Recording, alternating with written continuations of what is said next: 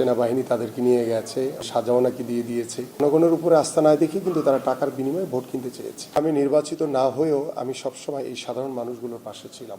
জামাতের প্রার্থীরা বিভিন্ন জায়গায় টাকা পয়সা নিয়ে কিন্তু তারা ধরা খাচ্ছে, এবং আমার এই এলাকাতেও বেশ কয়েকজন ইতিমধ্যে ধরা খেয়েছে এবং তারা সেনাবাহিনী তাদেরকে নিয়ে গেছে। অনেকের আমি শুনলাম যে সাজাও নাকি দিয়ে দিয়েছে। তো এই বিষয়গুলো আসলে তারা বেশ কিছুদিন ধরেই তারা এই পরিকল্পনাগুলো করছিল, কারণ জামাতের বেসিক্যালি তাদের নিজস্ব কিছু ভোটার ছাড়া তাদের কিন্তু আলাদা কোনো জনসমর্থন নেই।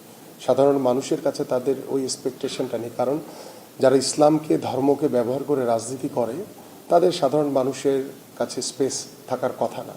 তো সেই জায়গা থেকে আজকে যখন তারা টাকা পয়সা নিয়ে বিভিন্ন বস্তি এলাকায়, বিভিন্ন পাড়া মহল্লায় গিয়ে যারা অসহায় মানুষ তাদেরকে টাকা দিয়ে ভোট কেনার চেষ্টা করছে, ঠিক এই মুহূর্তে কিন্তু আমার ঢাকা 16 আসন সহ সারা বাংলাদেশে কিন্তু অনেক জামাতের আমির থেকে শুরু করে বিভিন্ন জামাতের নেতৃবৃন্দরা কিন্তু গ্রেফতার হয়েছে এবং তাদেরকে অনেকেরই সাজা দিয়ে দেওয়া হয়েছে।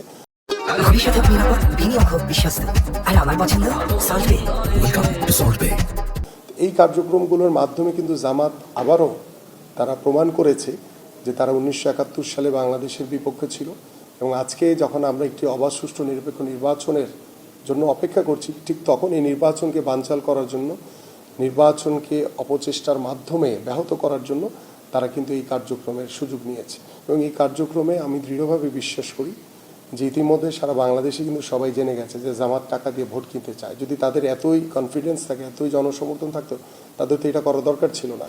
তারা জনগণের উপরে আস্থা রাখত। তো জনগণের উপরে আস্থা না দেখে কিন্তু তারা টাকার বিনিময়ে ভোট কিনতে চেয়েছে।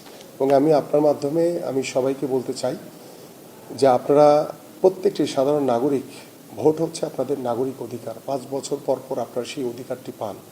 আমি আশা করব আপনাদের এই অধিকার আপনারা সঠিকভাবে প্রয়োগ করবেন। আপনারা এমন মার্কায় ভোট দিবেন যে মার্কা আপনাদের কথা বলে, যেই মার্কা আপনাদের সাথে, আপনাদের কাঁধে কাঁধ মিলে দেশ গড়ার পরিকল্পনা করে। এই মার্কাকে আপনারা ভোট দিয়ে জয়যুক্ত করবেন ইনশাআল্লাহ। এবং আমরা আশা করি যারা আজকে ধর্মের নামে ইসলামকে ব্যবহার করে টাকা পয়সা দিয়ে ভোট কেনার যে অপচেষ্টা চালাচ্ছে, তাদেরকে এদেশের সাধারণ মানুষ ভোটের মাধ্যমে, ব্যালটের মাধ্যমে তাদেরকে প্রত্যাখ্যান করবে ইনশাআল্লাহ। ডেফিনেটলি শুধু আমি না, সারা বাংলাদেশের মানুষই কিন্তু আসলে আজকে উৎসবমুখর অবস্থায় রয়েছে।